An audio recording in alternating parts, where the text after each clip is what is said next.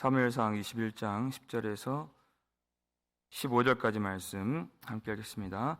그날에 다윗이 사울을 두려워하여 일어나 도망하여 가드 왕 아기스에게로 가니 아기스의 신하들이 아기스에게 말하되 이는 그 땅의 왕 다윗이 아니니까. 무리가 춤추며 이 사람의 일을 노리하여 이르되 사울이 죽인 자는 천천히요 다윗은 만만이로다 하지 아니하였나이까 한지라. 다윗이 이 말을 그의 마음에 두고 가드왕 아기스를 심히 두려워하여 그들 앞에서 그의 행동을 변하여 미친 채 하고 대문짝에 그적거리며 침을 수염에 흘리매 아기스가 그의 신하에게 이르되 너희도 보거니와 이 사람이 미치광이로다. 어찌하여 그를 내게로 데려왔느냐? 내게 미치광이가 부족하여서 너희가 이 자를 데려다가 내 앞에서 미친 짓을 하게 하느냐? 이 자가 어찌 내 집에 들어오겠느냐 하니라. 아멘. 할렐루야. 반갑습니다. 사랑하는 여러분, 하나님께서 우리의 모든 길에서 함께 주셔서 하나님 우리를 지켜주시고 오늘 이 은혜를 깨닫게 도와주시고 또 복음이 우리의 길이 되는 그런 복을 내려주시기를 주의 이름으로 축원합니다. 어려운 시험 당할 때에도 지켜주시는 하나님, 우리가 찬양했습니다. 다윗이 오늘 딱 이 찬양 가사와 같은 그런 일을 경험하게 됩니다. 다윗이 높 땅으로 갔었던 것은 단지 떡과 칼을 구하기 위해서 간 것이 아니라 하나님의 은혜와 임재를 구하기 위해서 갔던 것입니다. 그러나 그 거룩한 성소마저도 그에게 안식을 가져다 주지 못했습니다. 왜냐하면 그 땅에는 에돔 사람 도액이 있었기 때문입니다. 그는 성소 안에 머물러 있었지만 하나님을 두려워하는 사람이 아니었습니다. 그래서 그가 결국 사울에게 다윗의 일을 다 고하고 그리고 제사장 85명을 다 죽이는 일이 일어나게 되지 않았습니까? 우리가 이것을 보면서 성소 안에 많은 사람이 있는 것 자체가 중요한 것이 아니라 그들이 그리고 우리가 진정한 예배를 드리는 것이 너무나도 중요한 것이다 하는 것을 알아야 되는 것입니다. 온전하게 예배를 드리지 않는 이상 결국 그 악한 말과 가증한 그 간사한 거짓으로 많은 사람들을 고통스럽게 하고 교회를 분열시키고 하나님을 결국 대적하는 일들을 우리가 볼 수 있기 때문입니다. 우리가 또 그럴 수 있기 때문입니다. 성소 안에 머물러 있을 때 참 대신 하나님 앞에 진정한 예배를 드릴 수 있는 그런 은혜가 우리 교회를 지켜주시기를 주의 이름으로 축원합니다. 그러니까 다윗이 이 성소 안에서 안식을 찾지 못하고 급기야는 그가 어디로 도망가게 됩니까? 오늘 보면 10절을 함께 읽겠습니다. 그날에 다윗이 사울을 두려워하여 일어나 도망하여 가드 왕 아기스에게로 가니 그랬습니다. 가드는 블레셋 땅입니다. 이제까지 다윗이 천부장으로서 이스라엘 군대의 장으로서 얼마나 많은 블레셋 사람들을 죽여왔습니까? 거기다가 다윗이 죽인 골리앗이 바로 가드 사람입니다. 그러니까 다윗이 이 가드 땅으로 들어간다는 것은 호랑이 굴로 들어가는 것입니다. 그가 어떠한 마음으로 이 가드 땅으로 들어갔겠습니까? 그가 들어가고 싶어서 간 것이 아니죠. 한글 개역 성경으로는 다윗이 사울을 두려워하여 이렇게 얘기했지만 원문으로 보면 다윗이 두려워했다는 그런 말은 없습니다. 우리가 이 두려워한다는 말을 성경에서 발견할 때 우리 입이 근질근질하죠. 그의 믿음 없음을 쉽게 판단하고 싶은 그런 마음이 든다는 것입니다. 근데 사실상 두려워한다는 말은 없지만 왜 두렵지 않겠습니까? 얼마나 두렵겠습니까? 그가 사무엘도 찾아갔었고 요나단도 찾아갔었고 제사장 아히멜렉도 찾아갔었습니다. 그러나 어느 한 곳도 그의 한 몸 피할 수 있고 숨길 수 있는 그 땅이 없었습니다. 왕에게 미움을 받는다. 이 세상의 권력자에게 그런 시기를 받는다는 것이 얼마나 두려운 일인가. 다윗은 그의 도망자 시절에 지었던 이 시편들을 보면 절망적인 상황 가운데에서 얼마나 불안한 마음이 많이 있었는가를 그대로 노출해주고 있습니다. 시편 55편 1절에서 우리 5절까지 말씀 함께 읽겠습니다. 하나님이여 내 기도에 귀를 기울이시고 내가 간구할 때 숨지 마소서. 내게 굽히사 응답하소서. 내가 근심으로 편하지 못하여 탄식하오니 이는 원수의 소리와 악인의 압제 때문이라. 그들이 죄악을 내게 더하여 노하여 나를 핍박하나이다. 내 마음이 내 속에서 심히 아파하며 사망의 위험이 내게 이르렀도다. 두려움과 떨림이 내게 이르고 공포가 나를 덮었도다. 아멘. 수많은 그의 시와 노래 속에 그가 얼마나 두려워했고 또 떨림이 있었고 공포가 자신을 덮었는가, 그가 숨기지 않고 다 고백하고 있죠. 왜냐하면 이 원수의 위협과 악인의 압제로 말미암아서 마음이 심히 괴롭고 사망의 위험이 그에게 이르렀기 때문입니다. 그래서 하나님 숨지 마옵시고 내 소리에 응답하시고 나에게 굽히사 나를 불쌍히 여겨주시고 나를 도와주옵소서. 이 기도를 하지 않을 수가 없었던 것입니다. 그가 기름 부음 왕이었기 때문에, 기름 부음 받은 왕이었기 때문에 나는 아무 문제가 없습니다 이렇게 말하지 않습니다. 나는 두려움이 없습니다 이렇게 말하지 않습니다. 그의 두려움을 가지고 근심을 가지고 하나님을 찾아 나왔다는 것입니다. 그러면 하나님은 어김없이 언제나 그를 다시 세워주시는데 말씀으로 세워주십니다. 시편 55편 22절을 읽겠습니다. 내 짐을 여호와께 맡기라. 그가 너를 붙드시고 의인의 요동함을 영원히 허락하지 아니하시리로다. 아멘.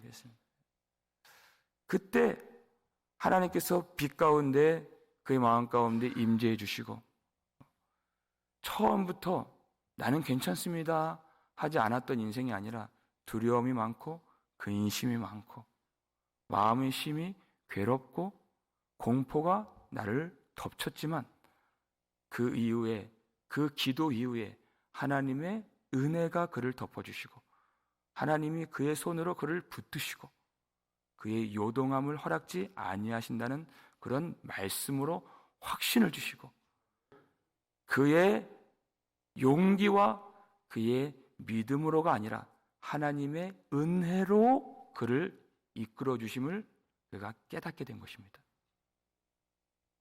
그가 잘할 때에도 하나님의 은혜요, 그가 엎어졌을 때에도 하나님의 은혜인 것을 알게 하신 것입니다.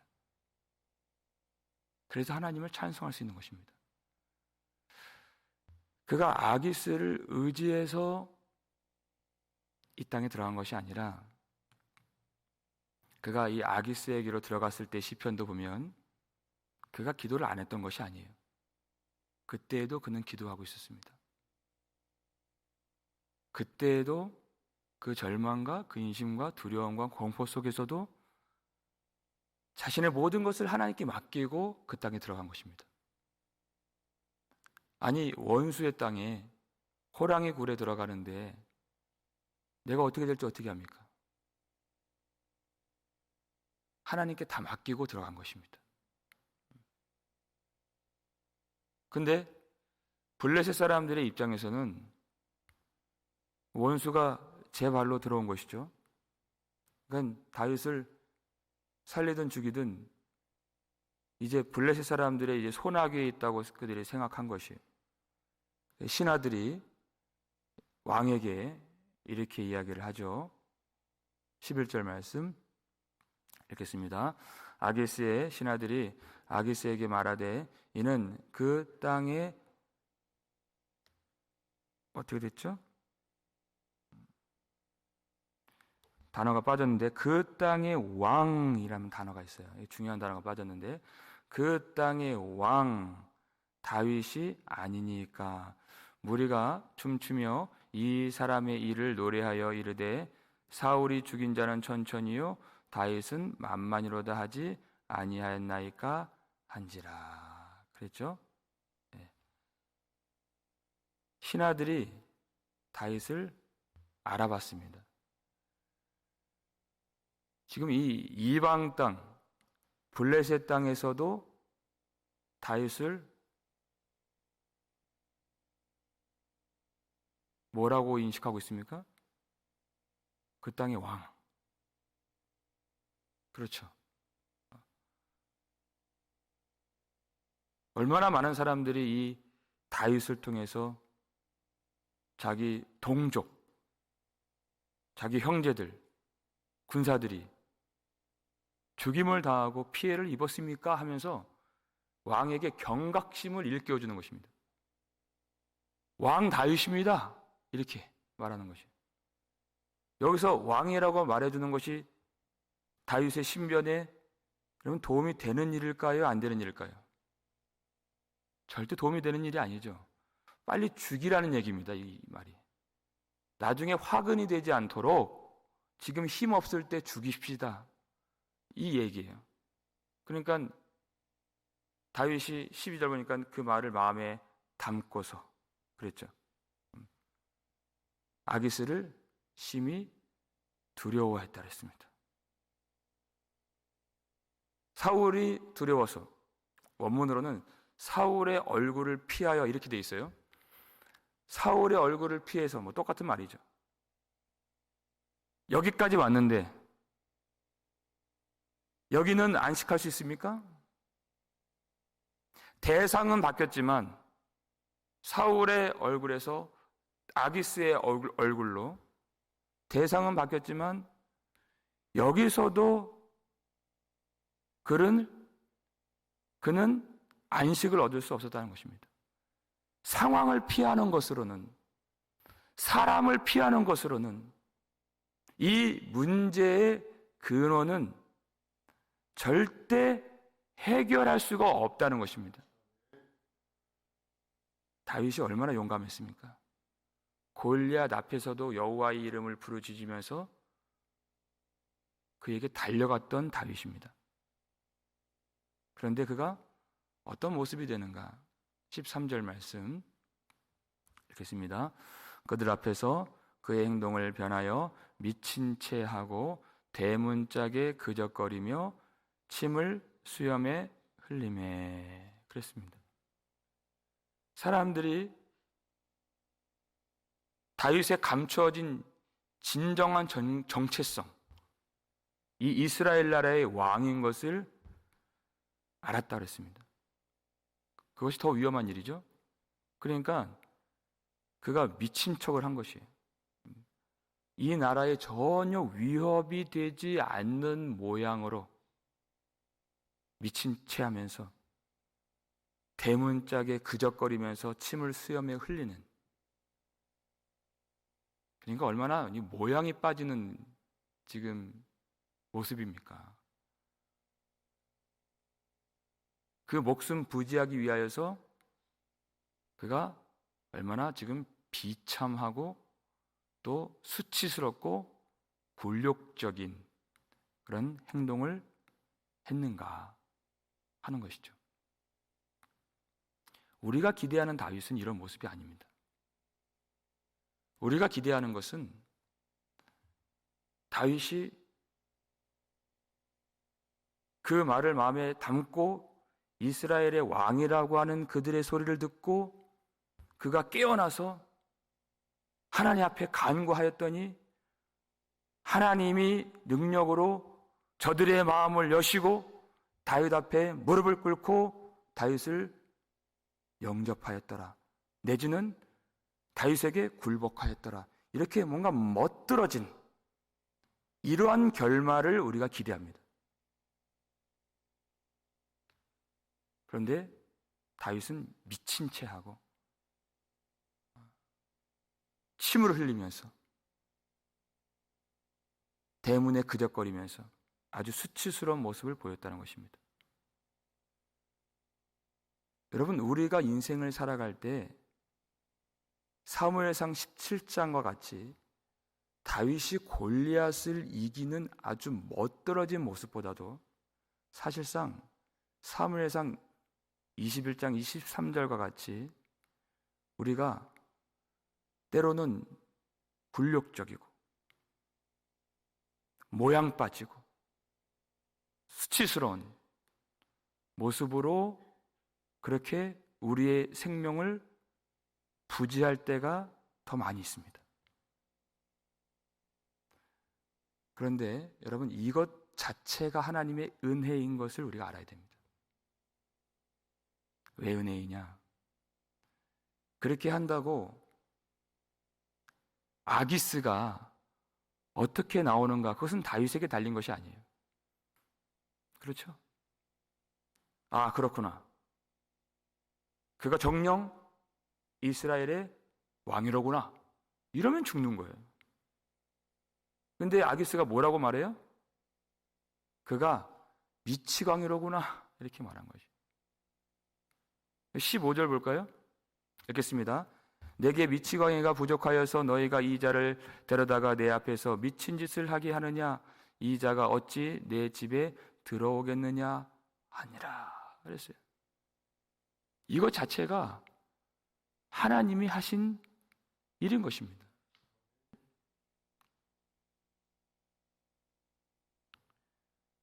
우리가 생각할 때 다윗은 물매로 골리앗을 이기는 아주 멋있고 또 영광스러운 그런 승리자의 모습을 기대하지만 여러분, 다윗이 스스로 우리의 판단 말고 우리의 기대 말고 다윗이 스스로 이 날을 회상했을 때 어떻게 이 순간을 여겼을까? 그 장면이 그때 회상의 기록이 시편에 있습니다. 시편 34편 1절 2절 보겠습니다. 읽겠습니다. 내가 여호와를 항상 송축하며 내 입술로 항상 주를 찬양하리이다. 내 영혼이 여호와를 자랑하리니 공고한 자들이 이를 듣고 기뻐하리로다. 그랬어요. 34편 자체가 그날 자기가 미친 채 하여서 목숨을 부지했었던 그 날의 은혜를 노래한 것입니다. 자신은 정작 이 날을 부끄럽게 여기지 않았습니다. 이 날을 수치스럽게 내 인생에서 지우고 싶은 굴욕적인 순간으로 여기지 않았다는 것입니다. 그때에도 나와 함께 하시는 하나님, 내가 그렇게 한다고 하여서 내가 살 수 있는 것이 아닌데 내가 여호와를 항상 송축하며 내 입술로 항상 주를 찬양하리이다. 무엇만 남았습니까? 하나님의 은혜만 남은 것이에요. 그때 자기를 하나님이 낮추어 주셔서 자기 생명을 보존해 주시고 하나님의 뜻을 이룰 수 있도록 그 모양 빠지는 모양으로 나를 지켜주신 하나님, 나를 높여주실 때 높여주시고 낮춰주실 때 낮춰주시고 결국 하나님의 길로 이끌어주시는 하나님의 보호하심을 그가 그날에 경험했었다고 하나님의 이름을 자랑하고 은혜를 송축하고 있는 것입니다. 다윗은 정작 이날을 부끄럽게 여기지 않았습니다. 결국 하나님의 은혜만 그의 마음속에 남아서 하나님을 진실로 찬양할 수 있게 된 것입니다. 그가 물매로 골리앗을 이겼던 것도 하나님의 은혜요. 아기스 앞에서 미친 채 하면서까지도 그가 살 수 있었던 것도 하나님의 은혜였다는 것입니다. 은혜가 아닌 것이 없는 것입니다. 그가 그렇게 미친 채 하면서 자기 자신이 하나님의 은혜가 아니면 아무것도 아닌 것을 알게 되고 자신의 체면과 자신의 자랑과 자신의 영광이 다 버려지고 오직 여호와 하나님이 나의 빛이시고 나의 자랑이시고 나의 영광이심을 깨닫는 은혜가 한 줄 잘하고 믿음이 한 줄 잘하는 그러한 하나님의 은혜로 덮어주시는 귀한 체험을 그가 겪게 되었다는 것입니다. 여러분, 우리가 원하는 것은 무엇이고 우리가 두려워하는 것은 무엇이죠? 우리가 정말 하나님의 나라를 구하고 우리가 하나님의 뜻이 성취되지 않는 것을 두려워하는 존재들인가요? 그 마음을 들여다보면 내가 수치당하지 않고 내가 모양 빠지게 살지 않고 내가 남들에게 떳떳하고 내가 부끄러움을 당하지 않는 것을 원하는 그런 우리 자신입니다. 그러나 하나님은 우리의 원대로 행하지 아니하시고 하나님의 뜻대로 강권적으로 우리를 이끌어 주셔서 결국 하나님의 은혜가 무엇인지를 깨닫는 길로 인도해 주신다는 것입니다. 우리를 높이실 때 하나님이 높여주시고 낮아져야 할 때 낮춰주시고 그 속에서 죄 없으신 예수님께서 우리를 구원하시기 위해서 멸시를 받으시고 조롱을 받으시고 형제들에게까지도 미치지 않았느냐고 그 말을 받으실 정도로 우리를 사랑하신 멸시천대 받으신 우리 주님의 십자가를 이해하게 하시는 것입니다. 그래서 우리의 소원이 우리의 인생의 비전과 나 자신의 영광에 걸리지 않고 나를 위해서 십자가에서 죽으신 내 주님을 아는 것입니다. 주님. 내 주님의 나라에 거하는 것입니다. 내 주님의 뜻이 이루어지는 것입니다라고 진정으로 고백할 수 있기까지 우리를 놓지 아니하시고 이끌어 주시는 것입니다. 그렇게 미친 채 하는 다윗을 모든 사람들이 다 멸시하고 그를 버렸지만 그럼 미친 채 하는 다윗을 하나님은 버리지 아니하셨습니다. 그때에도 함께 하시고 그때에도 그를 지켜주시고 모양은 빠지지만 은혜는 빠지지 않도록 그와 함께 하신 여호와 하나님을 어찌 찬양하지 않을 수 있겠습니까? 우리 인생이 모양이 빠질 때에도 은혜를 베풀어 주신 하나님, 그래서 이 모양 저 모양으로 하나님의 은혜만 남게 하시고 영원히 하나님만 찬양하게 하시는 그 하나님 앞에서 십자가를 깨닫고 우리 인생이 복음이 되며 오직 예수 그리스도 은혜만 자랑하게 되는 우리 복음 장로교회가 될 수 있기를 주의 이름으로 축원합니다. 아버지 하나님 감사를 드립니다. 하나님, 우리는 우리의 이름이 영광을 받고 우리가 많은 사람들 앞에서 높임을 받는 그런 인생을 꿈꾸지만 많은 순간 속에서, 상황 속에서 다윗이 자기 몸을 낮춘 것처럼 또 굴욕적이고 또 수치를 받고 많은 시험을 당하는 그런 인생을 만나게 하시는 하나님을 우리가 오늘도 보게 됩니다. 하나님, 그때에도